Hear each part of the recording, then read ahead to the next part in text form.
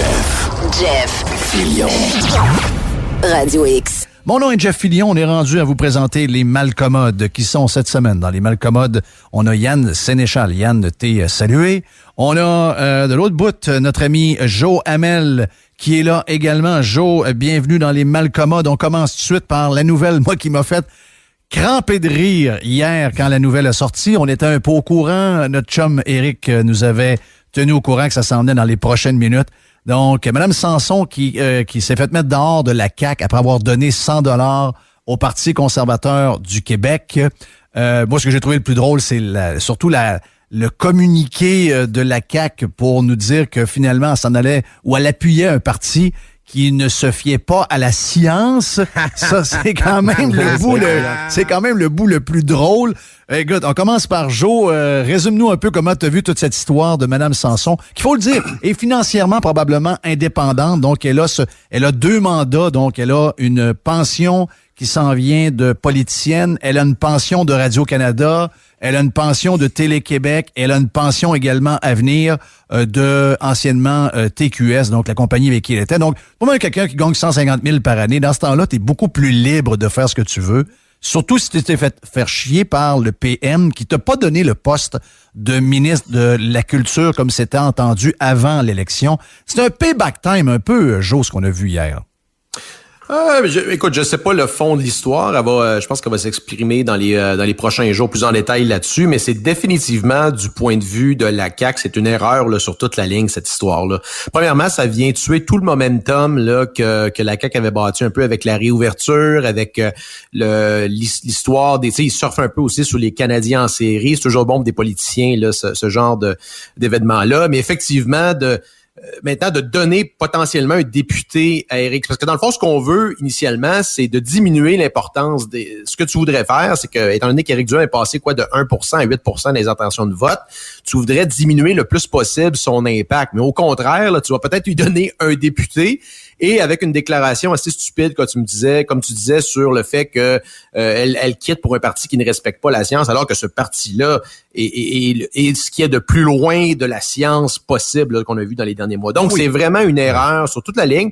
Et ça va être intéressant, je pense, d'entendre Mme Sanson dans les prochains jours sur le climat qui règne au caucus de la CAQ. Et c'est loin.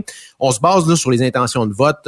Ça a l'air invincible, la CAQ à 56%, 55%. Mais en réalité, ce qu'on entend, là, n'importe qui a des contacts sur la colline, la situation au caucus est loin d'être rose. Monsieur Legault, là, c'est pas quelqu'un qui contrôle bien son caucus. Il y a des chefs dans le passé. Pensez à des gens comme Jean Charest, notamment, parlait à peu près à tous les députés, avait un contrôle très, très serré sur son caucus. Quand il y avait quelque chose, tu pouvais l'appeler. C'est loin d'être le cas avec Monsieur Legault, là. C'est un peu amateur, la gestion. Beaucoup d'insatisfaction de la part des députés.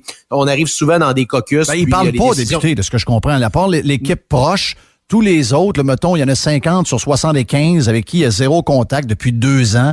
Et je suis pas certain que s'il les croise dans le corridor, il sait que c'est un de ses députés ou une de ses députés. Donc ça, t'as raison. Un gars comme Jean Charest, lui, tout le contraire, très sympathique, connaît tout le monde, aime jaser, aime ricaner. Là, t'as un gars un peu... là, il est devenu quasiment une caricature de lui-même. Mais je veux dire, c'est un gars qui veut se prendre un peu pour Poutine, mais qui a pas la grippe de Poutine, puis qui a pas la touch non plus.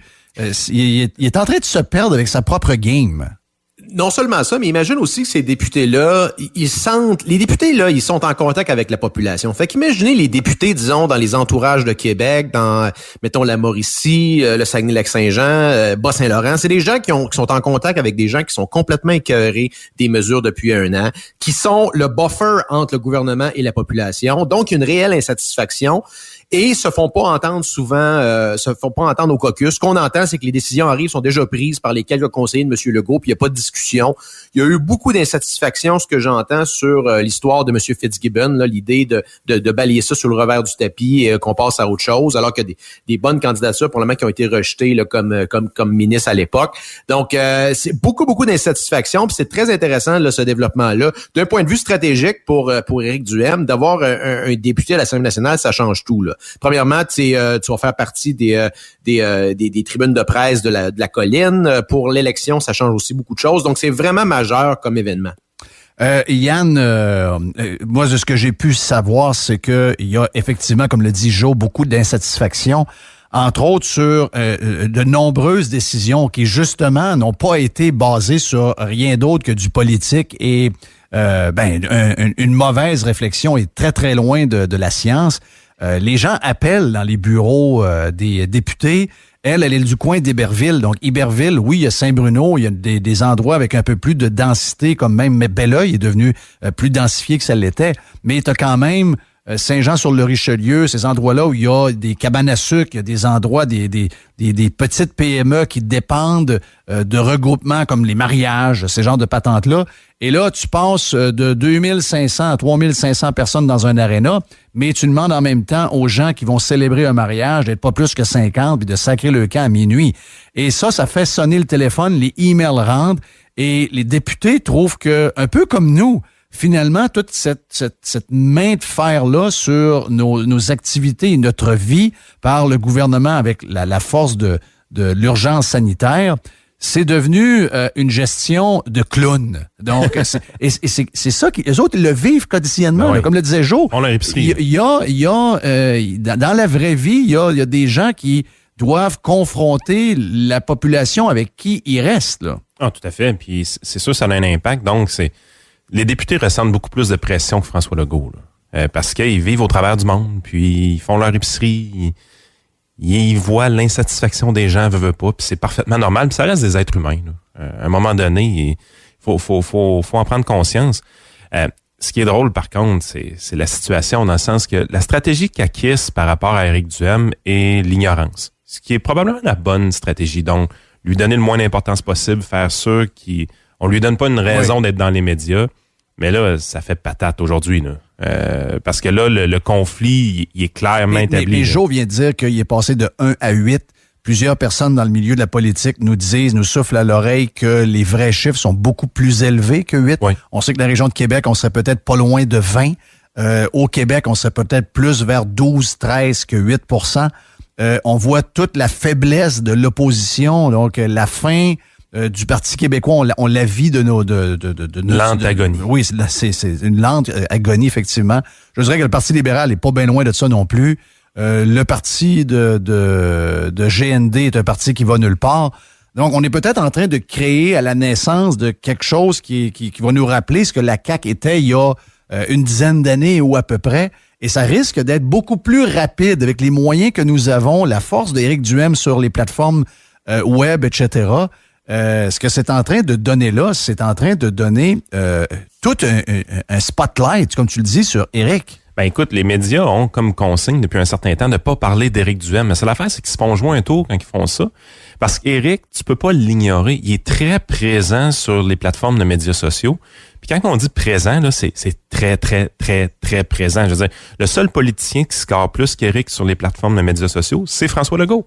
Il n'y en a qu'un seul et c'est François Legault. Et ça ne devait pas être le cas avant la COVID, ça l'est devenu à cause de la COVID. Exact. Donc, si les médias traditionnels font le choix de l'ignorer, si la CAQ fait le choix de l'ignorer, ça peut marcher un temps, sauf qu'Éric force toujours à imposer sa présence. Mais là, avec une nouvelle d'envergure, où est-ce qu'il y aurait possiblement un député de la CAQ qui passerait? Il y en a d'autres. Il y a des enquêtes en ce moment. François Legault cherche les députés qui rencontrent Éric Duhem. Il y a des libéraux également.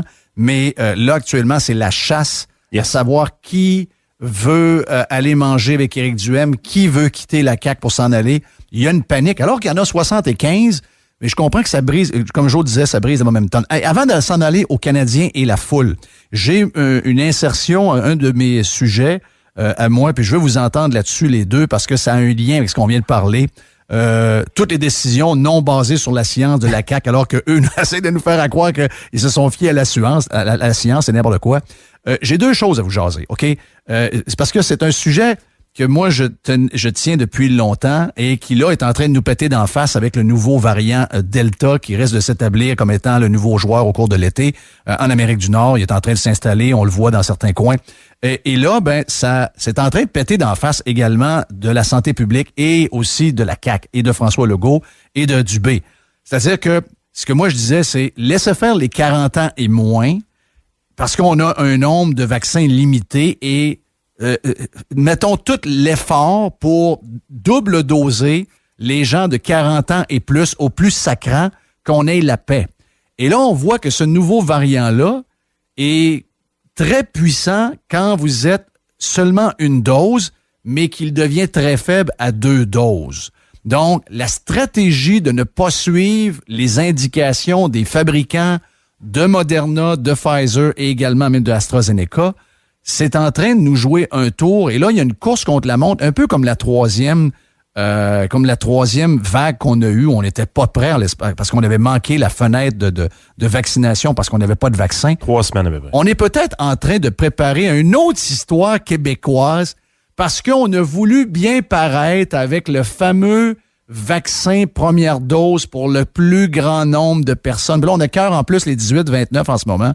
Je veux t'entendre là-dessus, Jo, parce que ça risque d'être l'histoire. Là. Dans les derniers 24-48 heures, on a vu la presse québécoise s'en emparer, puis il faut le dire aussi, la presse américaine est là-dessus. Il y a beaucoup de monde qui commence à checker ça.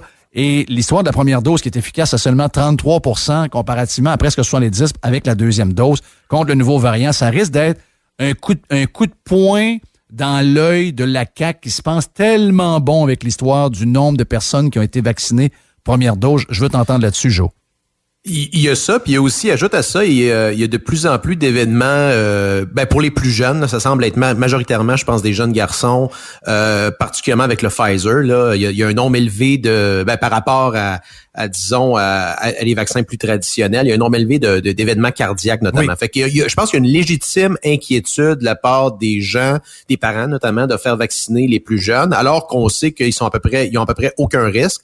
Donc, c'est à se demander si le risque de la vaccination est peut-être pas plus élevé ou du moins c'est toujours une question de rapport coût-bénéfice. On se questionne justement pourquoi on ne donne pas ces doses-là, comme ça a été fait dans plusieurs endroits à travers le monde, aux gens qui en auraient vraiment besoin. Or, la CAQ a choisi plutôt la voie politique d'y aller par tranche d'âge, ce qui semble ne pas faire grand sens là, d'un point de vue de santé publique. Il n'y a pas beaucoup d'endroits dans le monde où il y a des seuils par tranche d'âge. C'est vraiment ici qu'on s'est mis ce seuil élevé-là. Et il y a une réticence qui est naturelle là, contre pas contre la vaccination, mais je le répète, là, contre justement la grippe. Je pense que c'est même pas la moitié des intervenants en santé qui se font vacciner. Donc, c'est pas une question d'être pro-vax ou anti-vax. À un moment donné, comme je pense Yann l'avait expliqué, quand t'arrives, c'est incrémentalement plus dur d'aller chercher des pourcentages de plus en plus élevés. Donc, la CAQ s'est peinturée dans le coin avec cette stratégie-là. Ça va être intéressant de voir à quel point là ça va jouer dans les prochaines semaines. Yann. Écoute, oui, ce variant-là peut jouer un rôle, mais la game, là, c'est que non, mais c'est parce qu'on frappe sur les 18-29. Faut les lâcher. Et le CDC, comme le dit Jo, le CDC, hier, nous a dit, là, on regarde vraiment l'histoire pour les hommes, les jeunes hommes avec les réactions cardiaques qu'ils ont. Donc, là, on a un questionnement là-dessus. Et bon, mais tu sais que ma famille a été aux États-Unis pour presque 2 mois et quand il parlait avec des plus jeunes, les plus jeunes, à part que pour voyager, ne sentent pas le besoin. Et aux États-Unis, on a dit, nous, on veut protéger les personnes à risque. C'était ça l'important. Et je sais qu'il y a certains États qui voulaient plus large, mais la majorité... Prenons Biden. Biden lui-même, le démocrate, celui qu'on voulait là, lui, il est satisfait de voir que les personnes à risque sont protégées. Est un peu moins sénère de voir que les gens de 40 ans et moins ne le sont moins. Avec raison. Ben, c'est parce que ça risque de nous nuire là. Ben, l'affaire, c'est que oui, il faut s'activer pour faire ces deuxièmes doses-là, pour passer à autre chose puis éviter ce qui va se passer peut-être avec le variant Delta également. Mais en même temps, il va falloir prendre conscience d'une chose, puis je pense que le variant Delta le montre bien, là. C'est là pour rester la COVID. Oui. Donc, à un moment donné... Faut pouvoir vivre avec ça. Il va falloir sortir de ce mauvais rêve-là. Là, exact. Puis se dire, ça fait partie des meubles, c'est là, comme la grippe. La grippe est là. On n'a jamais vaincu la grippe. La grippe est là à chaque année. Elle tue du monde, la grippe, là. Pour vrai, là. Elle tue des gens. Des milliers de personnes par année au Canada. Donc, il faut sortir du mauvais rêve, recommencer à se servir de son cerveau un peu. Oui, mais le testing fait que ça arrivera jamais. Encore. Non, c'est ça. C'est le testing qui scrape toute la patente.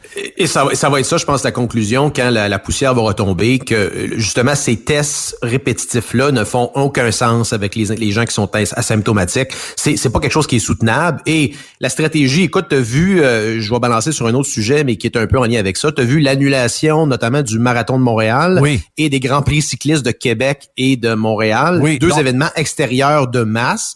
Ce que ça nous donne comme information, c'est que probablement que ces organisations-là sont pas réussies à venir à une entente avec soit la santé publique et ou le gouvernement.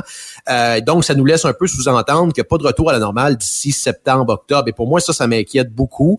Est-ce qu'ils vont profiter d'une certaine remontée naturelle et saisonnière là, des infections pour tomber dans un autre cycle? C'est un peu ce que je dis depuis maintenant un an. Ils veulent rentrer, ils veulent démarrer 2022 encore dans l'état d'urgence. Il faut vraiment casser ça maintenant. Là. Comme Yann disait, là, c'est maintenant ou jamais. Si on repogne l'hiver avec ça, l'automne-hiver, on est pris dans un autre cycle. Tous les restaurateurs à qui je parle s'attendent à être fermés. Arrête. Tu peux pas faire de la business de même. Là. Ben, ils nous ont jamais dit que jamais ils nous refermeraient pas. Et là, on a plus de cas, mais ils continuent à tester. Donc, la minute que ça va remonter de 150 à cause d'un variant qui arrive, même si tu n'as juste 200 ou 300 par jour, tu n'as 150 de plus, ils vont dire le nombre de cas positifs a doublé. Et là, la panique va partir à LCN et à RDI. C'est ce qui va arriver, là. On revient à base, hein. La seule chose qui va nous permettre de sortir de là, c'est la journée qu'on va finalement sentir les conséquences économiques. Parce que le gouvernement n'a pas le goût de sortir de ça. Non, il n'a pas le goût de sortir de ça. Je vais juste donner des bonnes nouvelles avant de switcher aux foules du CH. On apprend avec Max Truman dans lescoulisses.com ce matin que les joueurs du Canadien sont pas très contents de savoir qu'il y aura 1000 personnes de plus seulement dans l'aréna pour le match numéro 3. Mais, regarde, juste vous dire qu'on entend parler beaucoup de la Grande-Bretagne. Ah, la Grande-Bretagne, là, le variant, etc. Puis là, ils reculent. Ils n'ont pas reculé, premièrement. Ils sont sur mettons ça sur une échelle de 1 à 10. Ils étaient rendus à 9 pour le déconfinement et près de 10 pour la vie normale. Ouais. C'est la dernière étape qui reste, qui repousse. Par contre, je peux vous dire une affaire. C'est que malgré le variant, il y a la santé publique du United Kingdom, de la Grande-Bretagne, a dit aux pubs et aux restaurateurs, vous enlevez au plus sacrant les plexiglas dans vos restos. Ça presse. Et c'est pas une question de retourner à la vie normale. C'est que finalement, et c'est tout à fait logique, c'est que ils se rendent compte que si on veut empêcher que le virus se propage, il faut qu'il y ait une circulation d'air qui ne soit pas arrêtée par des panneaux de quelque chose. Tu mets des murs, tu rajoutes des murs dans la place. Puis la vague, là, moi j'ai fait le calcul hier soir dans mon show, là, puis tu sais, la vague en Grande-Bretagne, c'est l'équivalent d'à peu près 800 quelques cas par jour au Québec. Oui, c'est Ici, je comprends qu'on n'était pas capable de le gérer, là, mais 800 quelques cas ailleurs, ça se gère. Là, mais on parle de science, puis il nous parle de science dans l'histoire de Eric. Là, j'espère que ça, ils vont régler ça une fois pour toutes. Et on y va avec la crowd au match du Canadien. Ça, c'est de la science. Ça, c'est n'importe quoi. Jo, je veux t'entendre là-dessus. 1000 personnes de plus, finalement. Wow! Et là, c'est assez drôle de voir que les gens réalisent, ça va avoir pris le Canadien qui se rend en demi-finale de la Coupe Stanley pour que le monde allume. Puis il y en a même qui continue d'avoir la tête dans le sable en disant non, c'est les Américains qui ont tort. Et hier, une déclaration complètement stupide de Christian Dubé, encore une fois, le comptable qui ne sait pas compter, de dire ouais, mais les Américains, c'est peut-être pas ça la solution. On est différents d'eux. On a nous un tempérament qui est plus européen. Nos valeurs sont différentes de celles des Américains. Nos valeurs sont différentes. Exact. Je sais pas s'il y a vu des images de Paris récemment. J'ai un ami qui m'a envoyé des photos. Là, c'est le déluge total. Les gens commencent à sortir. Écoute, c'est pratiquement comme les États-Unis dans plusieurs endroits. Encore une fois, écoute, c'est de la science à la pièce. C'est complètement ridicule. Écoute, moi, je suis encore dans mon boycott de la Ligue nationale jusqu'à temps que je puisse mettre des patins dans la vraie vie. Donc, pour ça, ça va être intéressant dessus. Il va y avoir un backlash parce que même à 3500 personnes, il y a quand même, je pense qu'il y a 20 000. C'est un des plus gros amphithéâtres. C'est pas loin de 21 000. C'est 21 000. Bon, fait que ça va paraître quand même vide. Puis ils vont vouloir faire une certaine distanciation. Encore les masques, qui est complètement ridicule à ce point-ci. Je sais pas quoi dire, honnêtement. Le gouvernement Legault continue de bénéficier d'une population unilingue captive qui ne prend que ses nouvelles à travers la presse et Radio-Canada et les médias francophones. Mais ça, je pense que on avance c'est incrémentalement insoutenable de la part de François Legault et surtout qu'on voyait, je prenais aussi, je pense que c'est hier, qui disait que l'État de New York allait complètement abandonner c'est fini. Les mesures, je pense à partir de 1er juillet ou bientôt. Mais fini, tout. Et ça, ceux qui ont pas vraiment d'idée en géographie, là, l'État de New York, c'est pas le Texas, c'est voisin du Québec, là. C'est un État qui est voisin du Québec. Donc, l'état d'urgence est de plus en plus insoutenable. Et je pense que le château de cartes, encore une fois, branle de plus en plus. Il faut vraiment se sortir de ça. Hier, la déclaration que tu as parlé, c'est une déclaration que Christian Dubé avait fait avant hier. Hier, il en a sorti une autre. Hier, il a dit là, les 18-29, si vous voulez voyager, vous devez aller vous faire vacciner. Puis quand vous allez être double vacciné, vous allez pouvoir voyager avec un passeport spécial et il est possible qu'à votre retour, si vous êtes double vacciné, il est possible, je le répète encore, il est possible qu'à votre retour, vous puissiez sauter la quarantaine à l'hôtel. Wow! Sérieusement? Hey, c'est motivant? Hey, double vax, toi. Peut-être. C'est bien, je sais. Je dis pas ça à moi. J'ai trois crinqués dans la bâtisse qui sont vraiment éclairés. Pour le Sunbelt, on n'avait pas 20 000 personnes double vax au Québec? Ouais. Mais ça n'existait pas 20 000 personnes double vax? Regarde, en passant, les Golden Knights, il n'y a pas de vérification à l'entrée. Zéro. D'ailleurs, partout aux États-Unis, il n'y a à peu près pas de vérification. C'est la seule façon de sortir de ça. Rappelez-vous la déclaration là, des différents commerces suite à l'annonce de Biden. On va prendre pour acquis que si vous n'avez pas de masque, vous êtes vacciné, on ne vérifiera pas. C'est la seule façon de se sortir de ça, c'est celle-là. Oui, c'est clair que c'est elle. Mais elle n'arrivera pas ici. Ça n'arrivera pas. Je reviens à ma question que moi j'ai ma réponse. Je l'ai depuis 2 mois. Est-ce que ces gens-là croient au vaccin? Oh, ils croient plus à la science politique. Le monde est dans le fond molle, Jeff, sacrifice. Oui, mais je continue de dire que... Non, mais attends un peu, Joe, sérieusement, le monde, là, ils prennent leur Coors Light dans leur backyard, ils disent pas un Christine mot. Ben oui, mais... Le Québec, c'est ça. Oui, sauf qu'on s'entend qu'ils aimeraient quand même tous...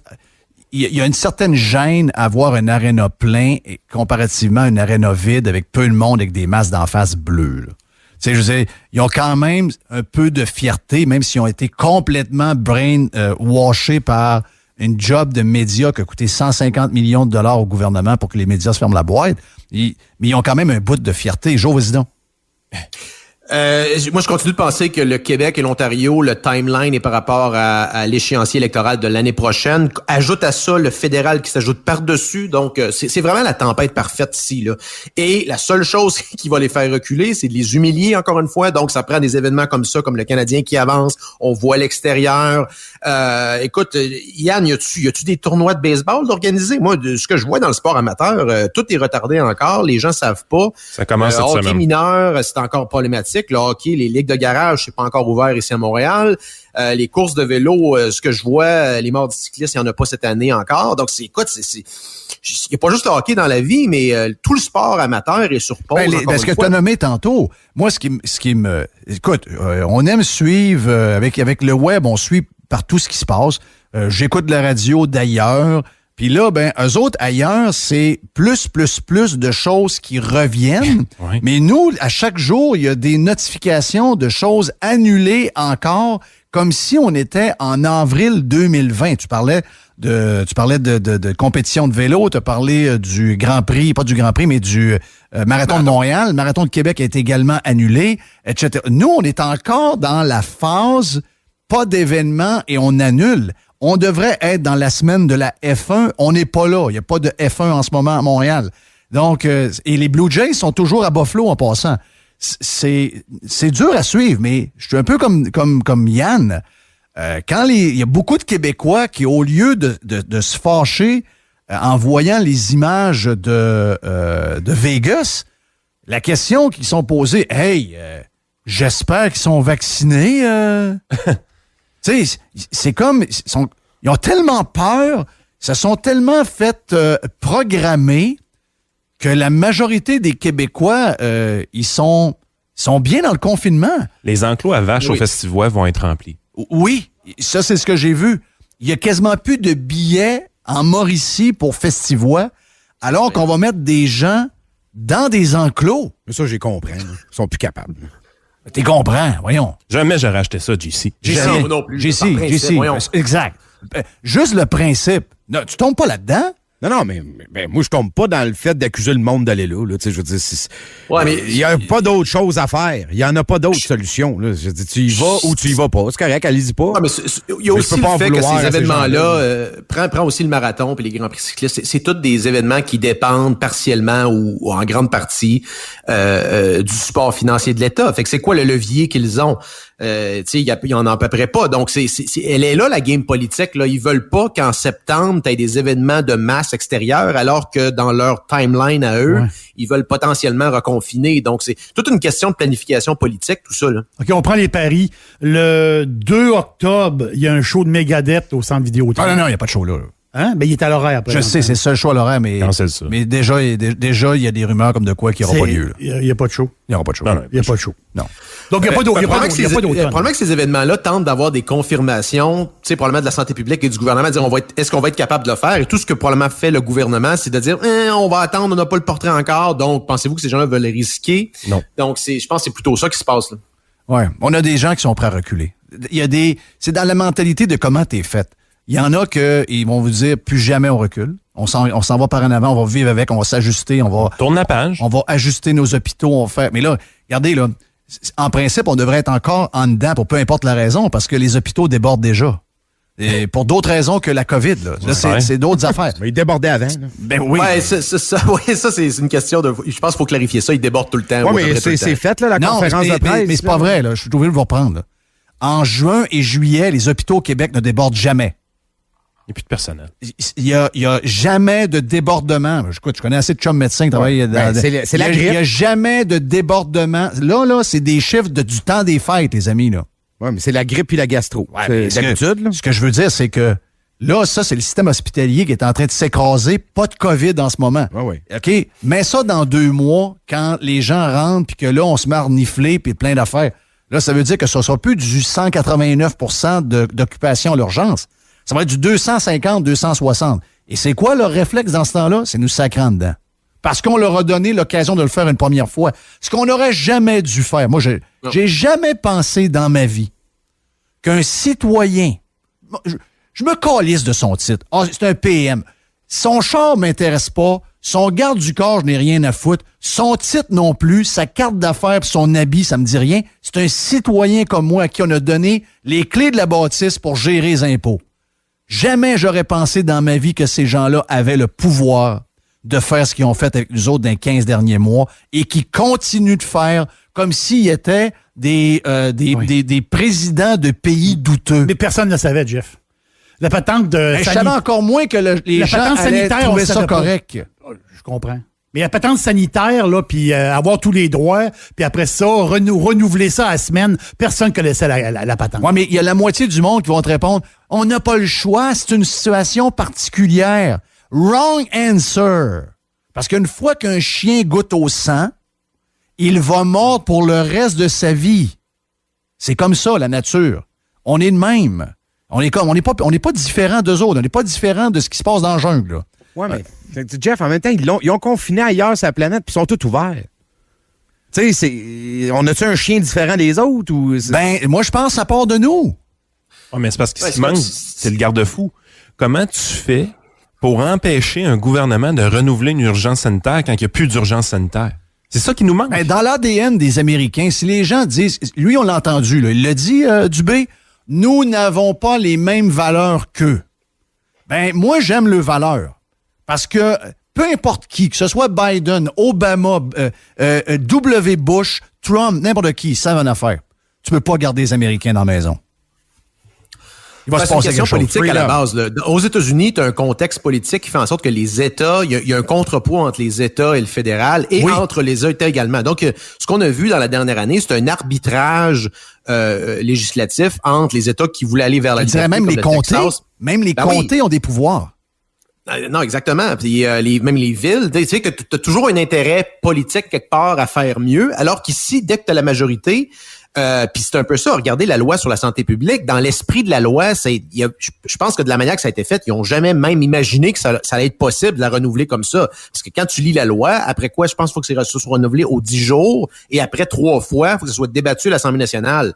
Mais de la manière que ça a été amené, c'est que là, l'opposition, c'est l'opposition qui a pas fait sa job. Exact. Et l'opposition fait pas sa job parce qu'il avait peur des médias. Fait que c'est toute une chaîne d'événements qui fait en sorte qu'on est dans une tempête parfaite. Et jamais on aurait dû tolérer que les gouvernements puissent financer les médias à la manière qu'ils font. Ah ouais, les médias nous protègent pas. L'opposition nous protège pas. La justice ne nous protège pas. Le seul, on dirait, qui pourrait arrêter tout ça, puis il le fera pas, là, parce qu'il dort au gaz ben raide, c'est le lieutenant-gouverneur. Ben, au moins, il a parlé une fois.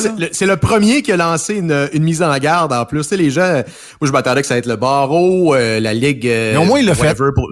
Le premier qui a dit, hey, c'est dangereux pour la démocratie, ça, c'est le représentant de la reine. Mais quelle ironie incroyable. Et assez tôt, je pense en avril-mai 2020. Il l'a fait. J'aurais aimé ça qu'il en rajoute un peu avec le temps, mais j'imagine que je ne sais pas ce qui est arrivé. Mais au moins, lui, il l'a fait. Hey, merci à la gang. Merci au Malcommode Joe Hamel. Vous pouvez le suivre sur Twitter. J. Hamel, il est là. Notre ami Yann Sénéchal, votre conseiller.net. On vient dans un instant sur Radio X avec la boîte à Jerry.